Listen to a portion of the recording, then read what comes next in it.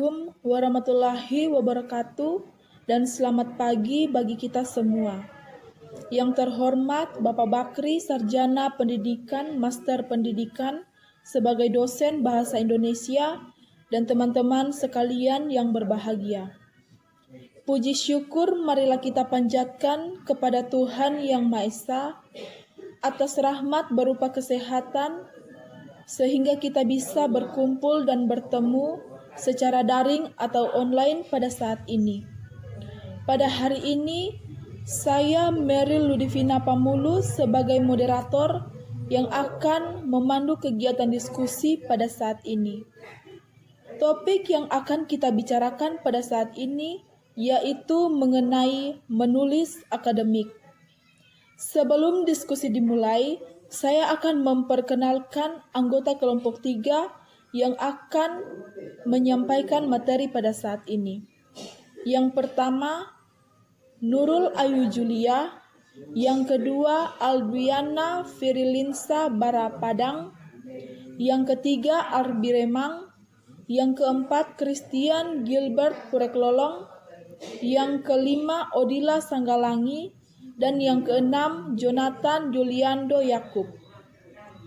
Susunan kegiatan diskusi yang akan kita lakukan diantaranya, yang pertama pembukaan, yang kedua penyajian materi dari kelompok penyaji, yang ketiga sesi tanya jawab, yang keempat penutup, dan yang kelima masukan dari dosen pembimbing mata kuliah Bahasa Indonesia.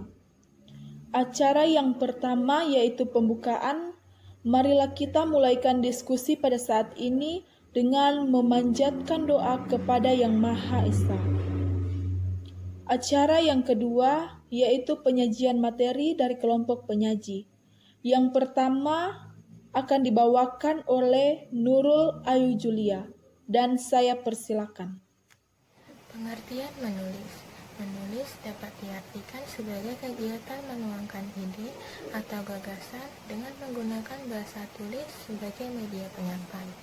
Menurut Jago Tarigan, menulis berarti mengekspresikan secara tertulis gagasan ide, pendapat, atau pikiran dan perasaan. Sumarno juga mengungkapkan pendapatnya mengenai menulis, yaitu meletakkan simbol grafis yang mewakili bahasa yang dimengerti oleh orang lain. Menulis dapat dianggap sebagai suatu proses maupun suatu hasil. Menulis merupakan kegiatan yang dilakukan oleh seseorang untuk menghasilkan sebuah tulisan. Menurut Hiton dan Setia Slamet, menulis merupakan keterampilan yang sukar dan kompleks. M. Atarsemi dalam bukunya mengungkapkan pengertian menulis adalah suatu proses kreatif memindahkan gagasan ke dalam lambang-lambang tulisan. Berdasarkan beberapa pendapat di atas, dapat disimpulkan bahwa menulis merupakan kegiatan berupa penuangan ide atau gagasan dengan kemampuan yang kompleks melalui aktivitas yang aktif, produktif, dalam bentuk simbol, huruf, dan angka secara sistematis sehingga dapat dipahami oleh orang lain.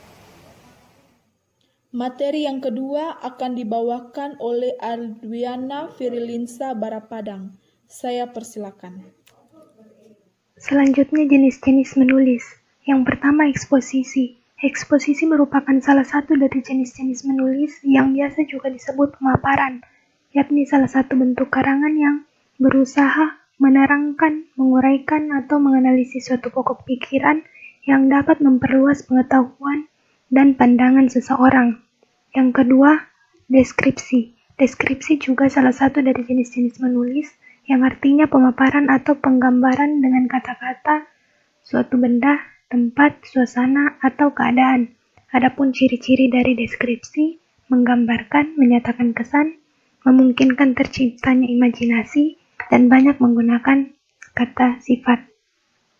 Kemudian yang ketiga, narasi atau kisahan. Narasi atau kisahan merupakan corak tulisan yang bertujuan menceritakan rangkaian peristiwa atau pengalaman manusia berdasarkan perkembangan dari waktu ke waktu. Narasi lebih menekankan pada dimensi latar dan adanya alur atau konflik. Dari ciri-ciri dari narasi yaitu terdapat Yang pertama alur, yaitu struktur rangkaian kejadian-kejadian dalam sebuah cerita yang disusun secara kronologis. Yang kedua tokoh, yaitu pelaku cerita. Kemudian latar, berupa tempat atau waktu di mana suasana terjadi. Yang keempat argumentasi. Argumentasi merupakan corak tulisan yang bertujuan membuktikan pendapat penulis, meyakinkan atau mempengaruhi pembaca agar menerima pendapatnya. Yang kelima, persuasi. Persuasi adalah karangan yang berisi pemaparan, berdaya ajub, ataupun berdaya himbau yang dapat membangkitkan ketergiuran pembaca untuk meyakini dan menuruti himbauan implisit maupun eksplisit yang dilontarkan oleh penulis. Selanjutnya, materi yang ketiga akan dibawakan oleh Arbi Remang. Saya persilakan. Fungsi menulis. Pada prinsipnya, fungsi utama dari sebuah tulisan adalah sebagai alat komunikasi yang tidak langsung. Menulis sangat penting bagi pendidikan karena memudahkan para pelajar untuk berpikir. Juga memudahkan kita merasakan dan menikmati hubungan-hubungan, memperdalam daya tanggap atau persepsi kita, memecahkan masalah-masalah yang kita hadapi, menyusun urutan bagi pengalaman. Materi yang keempat akan dibawakan oleh Christian Gilbert Pureklolong dan saya persilakan. Langkah-langkah menulis akademik. Yang pertama, mengumpulkan bahan. Hampir semua penulis mengumpulkan segala sesuatu yang mereka perlukan, berupa data, informasi, dan bacaan sebelum mulai menulis. Yang kedua, menentukan tujuan dan bentuk. Dalam penulisan ilmiah, tujuan dan bentuk yang dipilih sering ditentukan oleh situasi. Misalnya dalam membuat laporan penelitian, format dan tujuan laporan mungkin sudah ditentukan oleh sponsor pemberi dana penelitian. Yang ketiga, menentukan pembaca. Pembaca yang berbeda akan memerlukan bacaan yang berbeda pula. Oleh karena itu, penulis mesti mengetahui keadaan pembaca sebaik-baiknya. Materi yang kelima akan dibawakan oleh Odila Sanggalangi.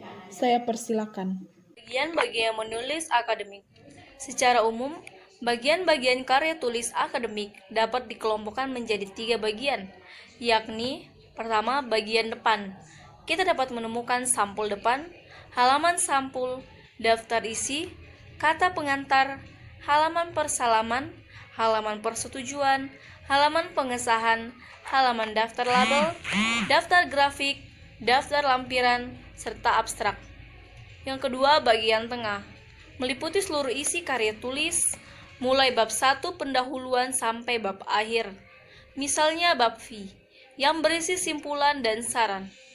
Ketiga, bagian belakang, meliputi lembar daftar pustaka, biodata penulis, lampiran-lampiran, dan sampul. Demikian presentasi dari kelompok kami, kelompok 3. Lebih dan kurangnya kami mohon maaf dan kami mengucapkan banyak terima kasih kepada Bapak Bakri SPD MPD selaku dosen pembimbing Bahasa Indonesia dan teman-teman sekalian atas perhatiannya. Dan pada saat ini kami membuka sesi tanya jawab. Silakan teman-teman bertanya di kolom chat dan kami akhiri presentasi pada saat ini. Assalamualaikum warahmatullahi wabarakatuh dan salam sejahtera bagi kita semua.